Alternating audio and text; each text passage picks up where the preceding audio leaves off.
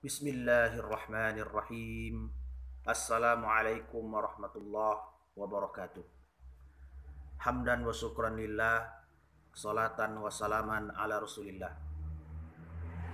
Pemirsa sekalian yang semoga dirahmati oleh Allah Subhanahu wa taala, yang senantiasa mengikuti channel Fitrah Abdul Malik Official ini.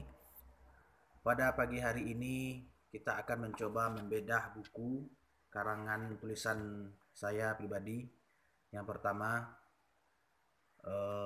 saya beri judul dalam bahasa Arab, Salasuh Nasaih Rasulullah di Abi Hurairah. Dalam bahasa Indonesianya, rahasia 3 nasihat Rasulullah kepada Abu Hurairah. Bisa lihat di kamera. Rahasia 3 nasihat Rasulullah kepada Abu Hurairah. Nanti kita beda secara apa sih rahasia 3 nasihat Rasulullah kepada Abu Hurairah radhiyallahu anhu.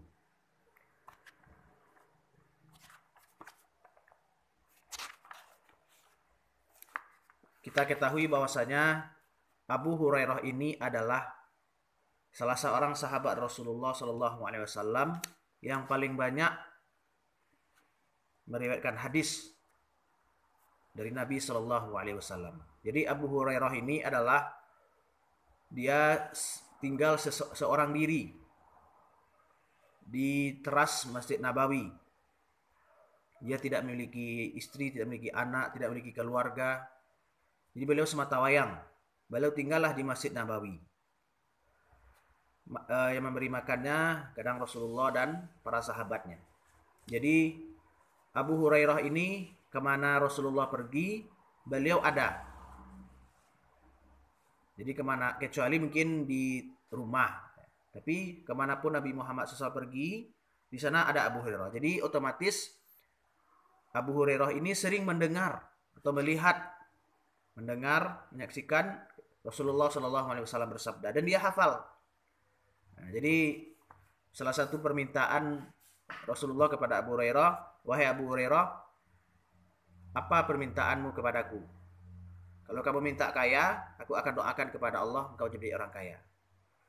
Akan tetapi permintaan Abu Hurairah radhiyallahu anhu kepada Rasulullah agar beliau hafalannya kuat dalam menghafalkan hadis Rasulullah Shallallahu Alaihi Wasallam. Akhirnya Rasulullah mendoakan beliau supaya hafalannya kuat. Alhamdulillah, dengan izin Allah doa beliau terkabul. Dan Abu Hurairah radhiyallahu anhu hafalnya sangat kuat sekali dalam meriwayatkan hadis. Makanya ketika kita mendengar hadis dari Abu Hurairah radhiyallahu anhu, dan hadis yang kita bacakan pada pagi hari ini juga berasal dari Abu Hurairah radhiyallahu anhu.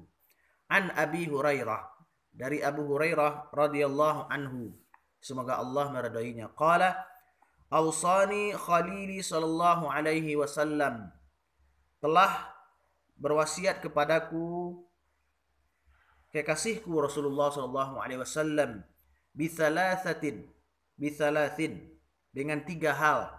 Jadi Rasulullah SAW mewasiatkan kepada Abu Hurairah 3 hal. Yang pertama, bisiyamin thalathati ayyamin fi kulli syahrin. Wasiat Rasulullah SAW kepada Abu Hurairah yang pertama adalah agar beliau puasa 3 hari pada setiap bulan. Itu bulan Hijriyah, bukan bulan Masehi. Yang kedua, warak atad duha, dan yang kedua 2 rakaat sholat duha. Wa autara qabla an anam, dan yang ketiga agar saya sholat witir sebelum tidur. Hadis ini sahih yang diriwayatkan dalam kitab Mukhtasar Muslim, yang diriwayatkan Imam Muslim nomor 721.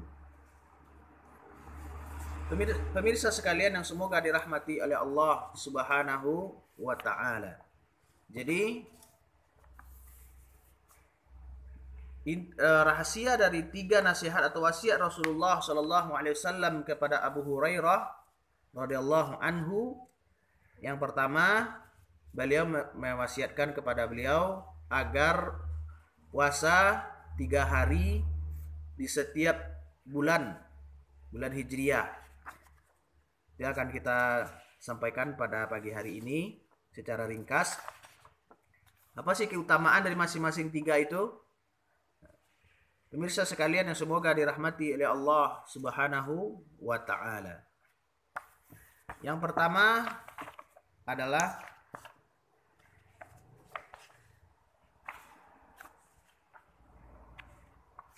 puasa 3 hari di bulan Hijriah. Namanya adalah puasa bid namanya. Itu puasa putih, yaitu puasa yang dilakukan 3 hari setiap bulan Hijriah, yaitu tanggal 13, 14 dan 15. Setiap bulan. Kalau misal Muharram 13, 14, 15 Muharram, Safar gitu pula. 13, 14, 15 Safar. Sebegitu seterusnya. Apa keutamaannya? Rasulullah SAW pernah bersabda, "Ya Abu Dzar, apabila engkau hendak puasa 3 hari dalam 1 tahun, maka puasalah kamu pada tanggal 13, 14 dan 15." Jadi keutamaan adalah puasa Yaumul Bid ini, puasa putih ini, keutamaannya sama dengan sepuasa 1 tahun. Dalam hadis yang kedua tentang keutamaan puasa bid ini atau puasa putih ini, kita bacakan terjemahannya saja. Dari Abdullah bin Amru radhiyallahu anhu berkata, Rasulullah pernah bersabda kepadaku, berpuasalah setiap bulan 3 hari, karena sesungguhnya satu kebaikan dilipat gandakan menjadi 10, sehingga puasa itu sama dengan puasa setahun. Hadis riwayat Muslim. Jadi puasa namanya puasa 13, 14, 15 atau puasa bid namanya, puasa putih, sama dengan puasa kita 1 tahun. Yang kedua adalah sholat duha. Wasiat Rasulullah SAW kepada Abu Hurairah adalah sholat duha. Duha artinya sholat yang dilaksanakan ketika waktu duha. Sholat duha biasa juga disebut dengan sholat awwabin. Sholat duha sangat dianjurkan oleh Rasulullah SAW.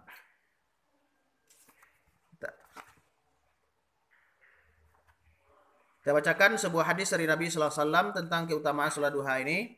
La yuhafidhu ala sholati duha illa awwab, wa hiya sholatul awwabin. Tidak ada yang menjaga sholat duha melainkan sholat kaum awwab, itulah sholat awwabin. Apa artinya awwabin ini? Jadi nama lain sholat duha itu artinya sholat awwabin. Artinya awabin adalah orang-orang yang kembali kepada jalan Allah Subhanahu wa taala. Jadi orang yang sholat duha itu istilahnya itu taubat. Kita kembali kepada Allah Subhanahu wa taala. Kemudian yang kedua rakaat sholat duha. Sholat duha paling sedikit minimal 2 rakaat. Jadi minimalnya 2 rakaat. Boleh 4, boleh 6, boleh 8, boleh semampu kita, tapi minimalnya adalah 2 rakaat. Dari Nabi SAW, ala kulli salamah min ibnu Adam fi kulli yaumin sadaqah. Atas setiap persendian anak Adam, setiap hari harus diamalkan sedekahnya. Wa yajzi an dzalika kulluhu raka'at duha. Dan 2 rakaat salat duha itulah sebagai sedekahnya. Jadi kata Nabi SAW, setiap hari atas setiap persendian anak Adam ini, persendian tubuh kita ini, manusia ini, harus ada sedekahnya. Maka 2 rakaat sholat duha itulah sebagai sedekahnya. Hadis riwayat dalam Sahihul Jami'. Jadi bilangan sholat duha ini tidak ditentukan. Bisa 2, bisa 4, bisa 6, bisa 8, bisa 10, semampu kita. Kemudian waktu utama dari sholat duha ini. Waktu yang utama adalah apabila panasnya tanah di waktu duha menyengat kaki anak onta. Dari Zaid bin Arqam radhiyallahu anhu berkata, Rasulullah SAW bersabda, pergi ke penduduk Kubah di saat mereka mengerjakan sholat duha, lalu bersabda, sholat awabin adalah sholat yang dikerjakan apabila panasnya tanah di waktu duha menyengat kaki anak unta. Sahih Muttasil Muslim dan Muslim nomor 148. Jadi sholat duha ini yang lebih utama itu apabila digambarkan dari Nabi SAW, apabila anak unta yang sudah panasnya tanah itu menyebabkan dia berdiri dia. Istilahnya itu mungkin sekitar antara jam 10 sampai jam 11. Mungkin bisa kita lihat di kalender, yaitu waktu duha. Misalnya ada di kalender itu ditentukan waktu duha. Maka ketika itu sudah boleh. Akan tetapi lebih utamanya adalah mungkin jam 10 atau jam 11. Kalau sudah jam 12 itu tidak sholat duha lagi namanya. Apabila matahari di tengah kepala kita itu sholat zuhur namanya. Ini sedikit tentang manfaat sholat duha. Salah satu manfaat sholat duha adalah sebagai pembuka pintu rezeki. Sebagaimana firman Allah Subhanahu wa taala, "Fa idza qudiyatis sholati fantasiru fil ardh wabtagu min fadlillah wadhkurullaha katsiran la'allakum tuflihun." Apabila telah ditunaikan salat, maka bertebaranlah kamu di muka bumi dan carilah karunia Allah Subhanahu wa taala sebanyak-banyaknya agar kamu beruntung. Ini diantaranya. Nanti mungkin pada pertemuan berikutnya kita sampaikan lebih utamanya. Ini. Kemudian yang ketiga, nasihat Rasulullah SAW kepada Abu Hurairah agar sholat witir di awal waktu, artinya sebelum tidur. Jadi mungkin Abu Hurairah ini sangat sibuk, dia mempelajari ilmu, mempelajari agama, sehingga ditakutkan nanti karena dia lelah, ditakutkan dia tidak terbangun, artinya terakhir dia kesiangan dia bangun sehingga ketika dia sholat tahajud, sholat witirnya tinggal. Jadi lebih utama kalau kita mungkin ditakutkan kita tidak bangun pagi, artinya terlambat jam 4 atau jam 4:30, boleh kita sholat tahajud ketika itu, dan lebih baik kita awalkan sholat witir ini. Sholat witir artinya sholat sunat yang bilangannya ganjil. Jadi bukan penutup. Jadi mungkin ada orang anggapan sholat witir ini artinya penutup. Tidak ya.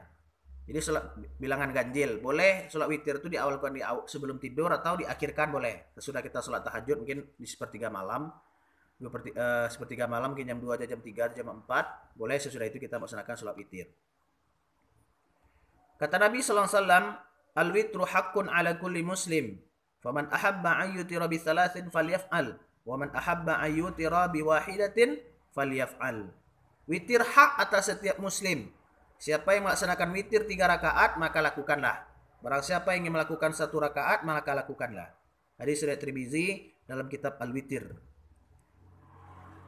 Jadi witir itu boleh 1 rakaat atau bilangannya kan 1, 3, 5, 7, 9 dan seterusnya.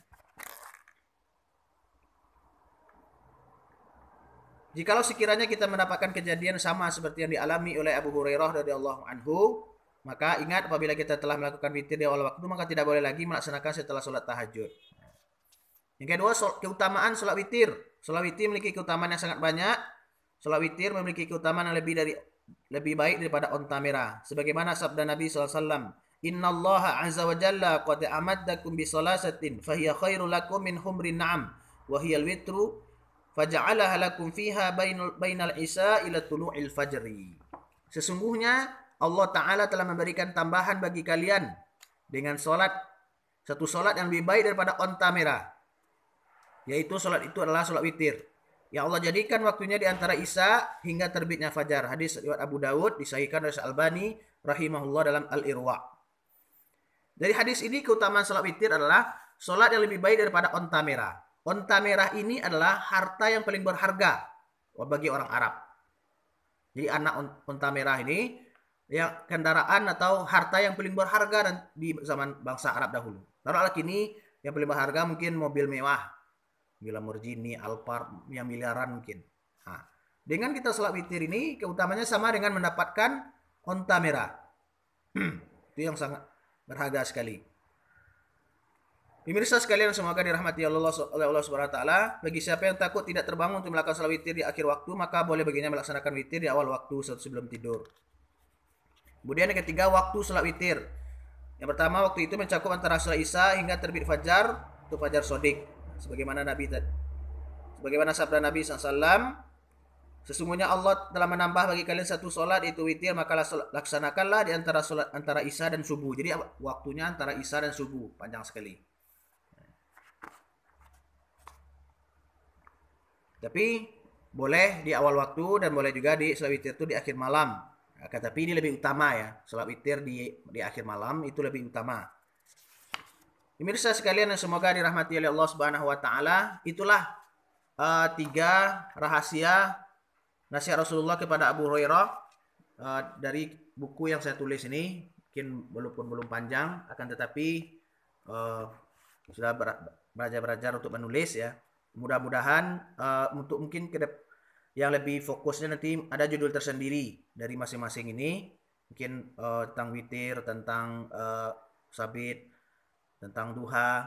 Mungkin kita kembangkan lagi materi-materinya. Tapi ini secara ringkas daripada buku ini. Mudah-mudahan ini bermanfaat. Subhanakallahumma wa bihamdika asyhadu an la ilaha illa anta astaghfiruka wa atubu ilaik. Assalamualaikum warahmatullahi wabarakatuh.